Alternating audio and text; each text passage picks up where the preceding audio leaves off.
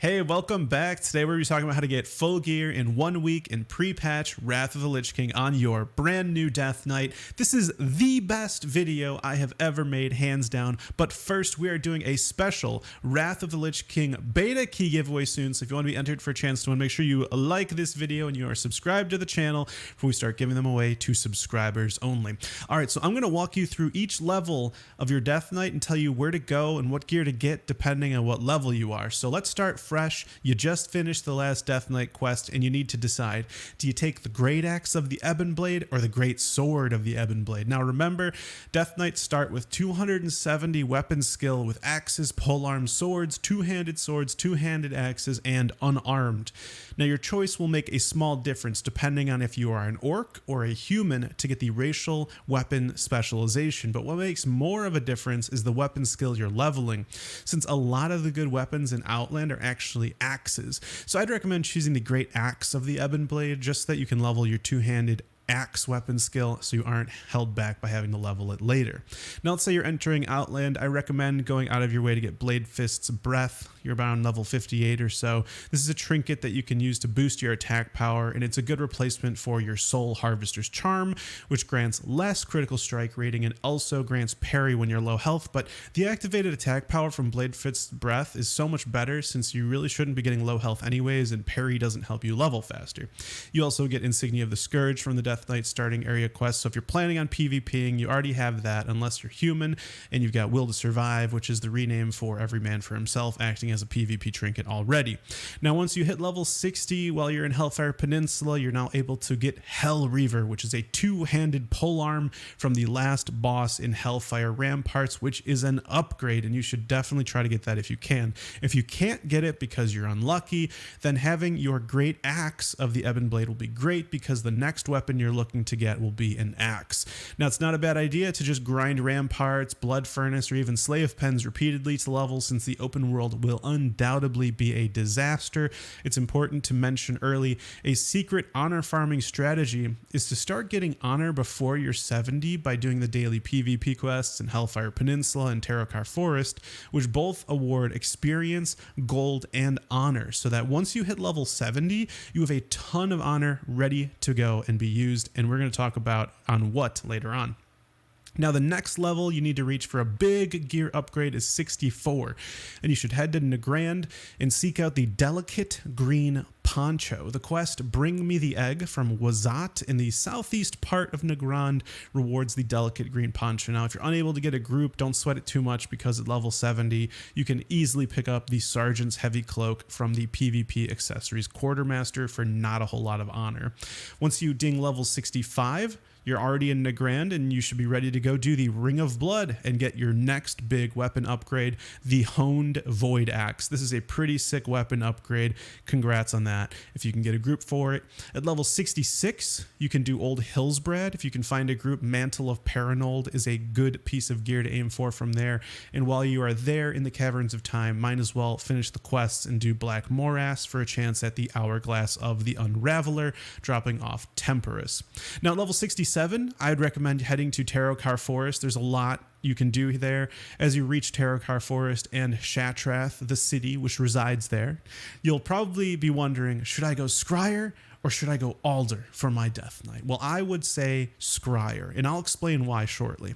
The two good items from Alder are Overseer's Signet, which is a nice ring from the Shutting Down Manaforge Ara quest, and Kaelin's Signet from Deathblow to the Legion. But even better than both of these rings is Band of the Exorcist, which you can buy for 50 Spirit Shards and you can equip at level 67.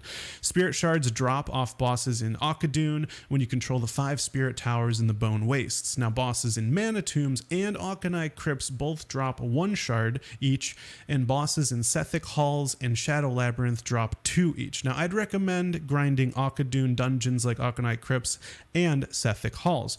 A weapon upgrade we're looking for here is the Crow Wing Reaper, which drops from Talon King Ickis in Sethic Halls. He also drops Ravenclaw Band, which is an awesome ring. So this is a great opportunity to triple dip and get Spirit Shards while you farm for the weapon weapon and the ring. This is a great opportunity to get tons of gear here. Now the weapon does require level 68, so hopefully you get a level while you're grinding, and you get the level by the time the weapon drops. Spirit shards can also be used to purchase Exorcist Plate Helm for 18 spirit shards, and you can equip that as early as level 66. So that's why I don't think Aldor is as good. You're going to get 2 good rings from the Auchindoun dungeons. Now, at level 68, you have a lot of options. You can go get the Core of Arkelos, which is a nice trinket from the quest in Netherstorm called Arkelos the Guardian, which is a bit of a long quest chain. But you're probably wondering, why should we choose Scryer? Well, the quest Turning Point is a Scryer-only quest which rewards Gauntlets of the Vanquisher, which are great for the hand slot. The quest starts with Kick Them While They're Down in Netherstorm. So around 68, Netherstorm, you got 2 good quests you can do there.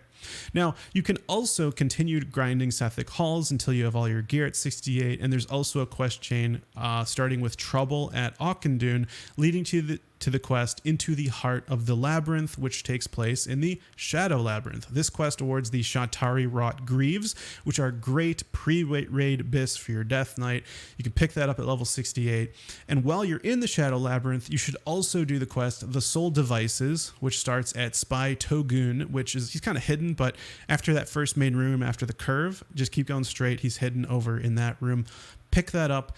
You can reward, the quest reward from that is the Shatari Wrought Arm Guards if you want some defense rating, or even better is Spy Mistress's Wrist Guards if you're going for all-out damage and don't mind wearing some leather. Now for your other ring slot, if you need another option, you're not Aldor, you didn't get the Ravenclaw band, you could go to Nagrand for the quest Chowar the Pillager. This awards the Ogre Slayers band. You can pick this quest up at 67, but the reason I mentioned it at 68 is because you're going to definitely want a group, and it's going to be orange if you're not level 68. So I bet you could probably find a group for this. I'm sure other Death Knights are going to want this ring as well.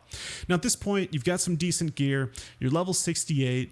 I think it's a good idea at this point to head to Blade's Edge for 2 more really good items. There's Natasha's Choker from the quest The Houndmaster from the town Ruan Weld. Alternatively, Necklace of Trophies is a great neck piece that's going for only 30 gold right now on Benediction. So you'll want to grab that if you can beforehand, because you can actually equip this as early as 67, save you the trouble of having to go get Natasha's Choker. The other items that you get from Blade's Edge are Blackened Chest Plate or Clefthoof Hide Leggings from the quest Showdown from Baron Sablemain just southwest of Ruan Weld in Blade's Edge Mountains. Now, if you can find Blegards of the Shattered Hand on the auction house, I found them for about 45 gold on Benediction right now. I think that's a great price. Save you the trouble of having to go get Clefthoof Hide Leggings, but you have to wait till level 70 to equip them. If it went up in price or you can't find them on the auction house, then definitely go ahead and choose Clefthoof Hide Leggings from that quest, Showdown in Blade's Edge Mountains. That same quest, though, awards Blackened Chest Plate, which if you already have good leg pieces, you can choose the chest piece instead of the legs from this quest. So if you choose the legs, then for your chest piece, you're going to want to go do the quest Special Delivery to Shatrath, which rewards the chest plate of a doll. This is the quest reward from a long quest chain starting with assisting the Consortium. If you remember, it leads you to get the Atamal Crystal. If you remember that quest, you basically have to place those triangulation devices, and then eventually you have to kill an elite Dreadlord. You might need a group in order to take them down, but that chest piece is very, very nice. Now, if you didn't do Old Hillsbrad, or you didn't get those Mantle of Paranoid Shoulders, then you can also at this point aim for the Expedition Scouts Epaulettes. This is actually an Alliance-only quest called Fell Embers. You get an honored hold, and it takes place in the Shattered Halls.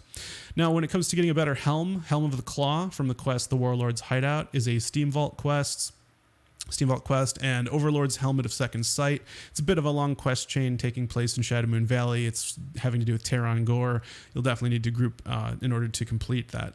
Once you hit level 69, go ahead and buy a Crystal Forged War Axe. This will be an upgrade. Right now, it's only 15 gold on Benediction, which I think is super cheap. I think once pre-patch hits, the price will definitely go way up.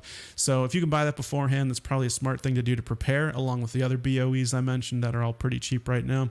And now you're level 70. Big congrats. Equip your Laggards of the Shattered Hand if you have them. If you did the honor farming secret we talked about earlier, you can instantly get the Vengeful Gladiator's Greatsword or Vengeful Gladiator's Decapitator for honor, which are seriously strong weapons and will easily last you until you're level 80 in Wrath of the Lich King, which is awesome.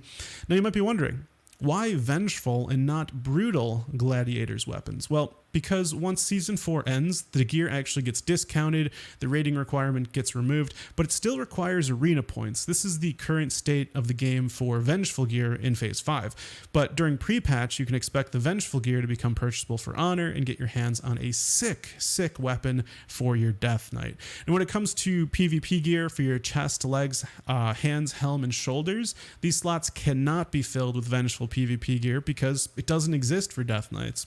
In Wrath pre-patch back in the day, Death Knights didn't have any TBC PvP sets, and that includes the Vengeful and Brutal Gladiator set. But interestingly, Brutal Gladiator's Dreadplate set was later added to the game. Now, Wowpedia literally says it was added in patch 3.3.2, but if you click on an individual item, it then also says it was added in patch 4.0.1.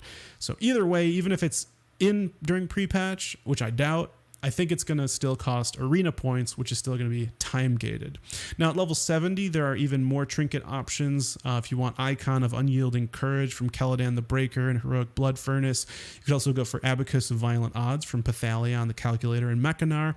And if you have 41 Badges of Justice, Bloodlust Brooch is your best pre-raid option. Another very strong helm to go after is Mayhem Projection Goggles. If you have the money to level engineering or materials, you can very quickly get this just by crafting it if you got everything prepared beforehand. Also, the entire Rage Steel set is really good at level 70, but each piece costs anywhere from 200 to 400 gold. So if you have the money, go for it. But it does cost a lot of gold. If you have endless gold, you could also go ahead and just buy the Hardcorium Band and the rest of the BOE epics, or even just go run GDKPs and go buy Apollyon the Soul Render, whatever works for you if you have endless gold. But that is how you get full gear in 1 week on your Death Knight. Now in the description, I wrote out all the gear options we talked about in this video and the level requirements for each piece with links to each of those so you can follow along with it as you level. My gift to you, my subscribers. But most importantly of all, don't stop here. Check out my Death Knight deep dive video right above my head to learn all about playing a Death Knight in Classic Wrath. And I will see you there.